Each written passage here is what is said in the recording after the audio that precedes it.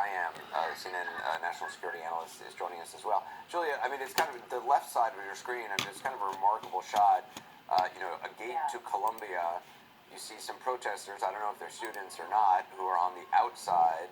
Well, I'm not sure actually what side of the gate they are on. I assume our camera is on the outside, so I assume maybe.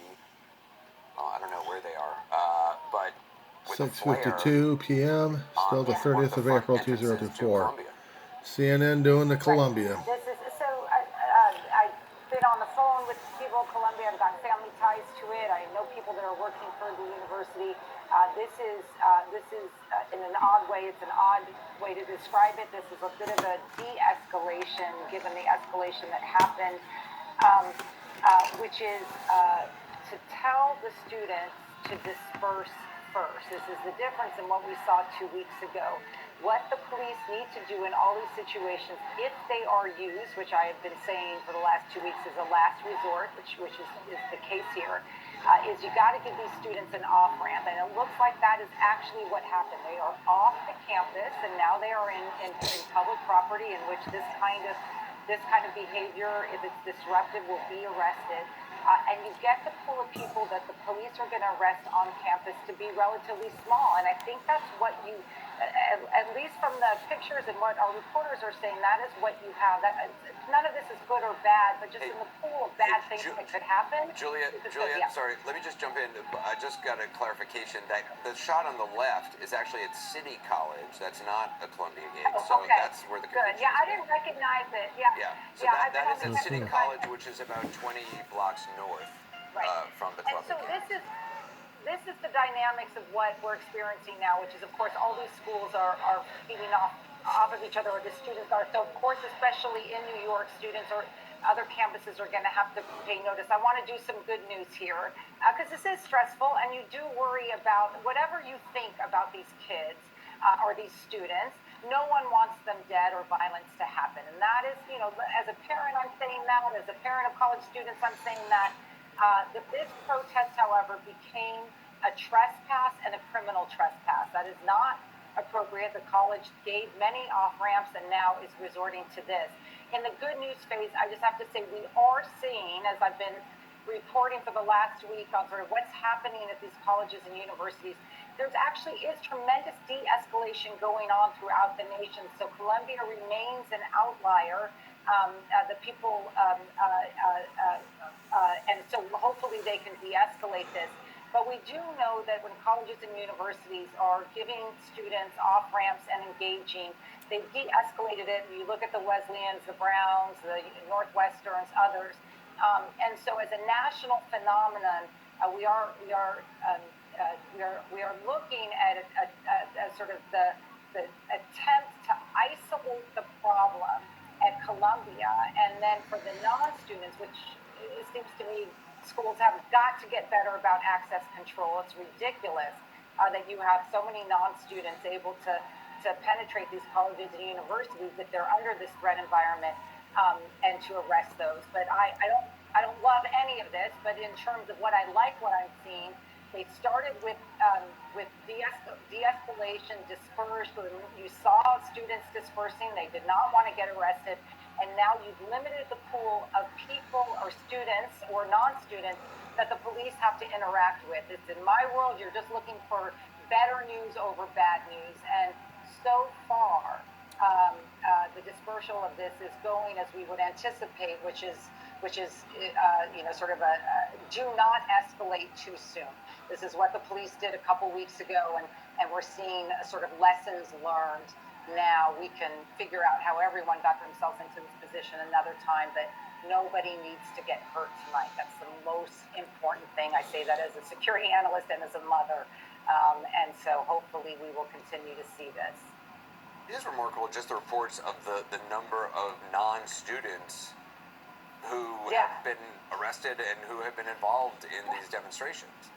It is so inexplicable to me, knowing what all of these colleges and universities have known, that they were, access control became sort of not the first option. Police are not the first option. Your first option is control the perimeter and protect all the students,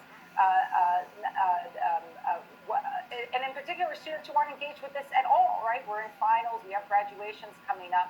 And so the basic security and safety protocols that we owe the students, and in particular students that may feel intimidated by some of these protests, was not afforded. And I should also say protections for the protester. I have been on air. Lawful protest is okay. It's what we expect at colleges and universities. We shouldn't lose our head about it. We also have to protect those students who are lawful.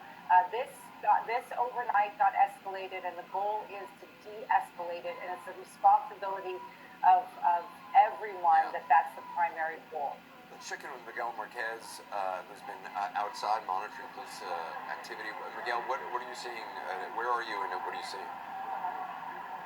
We are on 114th, just near Amsterdam Avenue. Police have moved us down here. This is the gate where most of the people being arrested so far have been coming out. We haven't seen any in the last 20 minutes or so, but if you look down Amsterdam Avenue, sorry, this will be a little bit of a trick, there are protesters all the way down there. One of the buses, there was one bus filled with arrestees that tried to get out. That's where Julia was, where they sat down and tried to block that bus from getting out. They cleared them out and moved them on.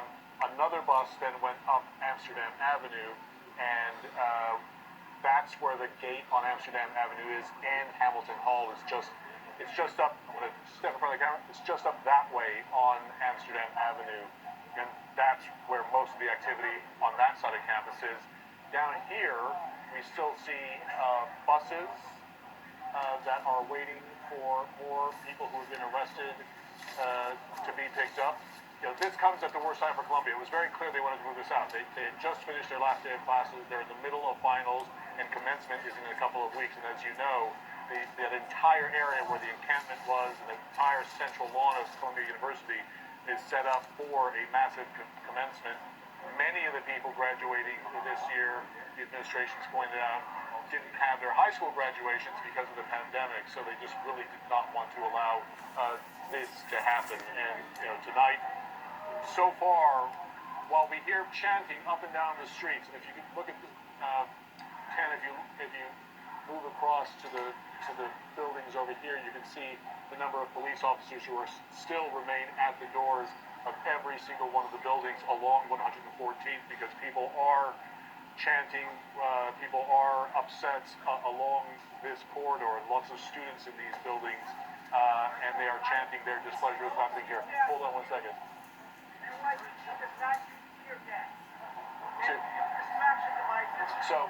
So NYPD is coming around to say that no tear gas has been used. Apparently there is some reporting on social media that somebody may have used tear gas. They do say that they use flashbang grenades or other sort of means to deflect or to surprise anybody that they may encounter. But they do not use tear gas. They said they're using flashbang grenades in there. So that gives you a sense of what is happening in Hamilton Hall as they make their way in and try to make arrests and bring order back to Columbia University.